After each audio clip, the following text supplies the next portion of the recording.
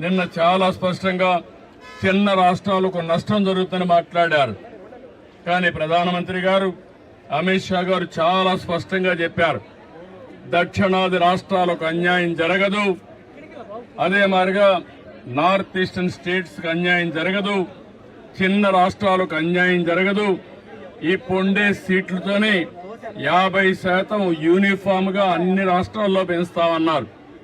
యూపీలో 50% పెంచితే ఆంధ్రప్రదేశ్ లో కూడా 50% పెంచుతారు. అలాంటి అనౌన్స్మెంట్ ఇచ్చి చట్టంలోని పెడతామని చెప్పిన వీళ్ళు రాజకీయ అజెండా కోసం ఈరోజు ఇలాంటి దుర్మార్గం చేసే పరిస్థితికి వచ్చారు. ఇది చాలా బాధాకరం. నేనైతే 3 దశాబ్దాలుగా దీనికోసం పోరాడుతున్నాం.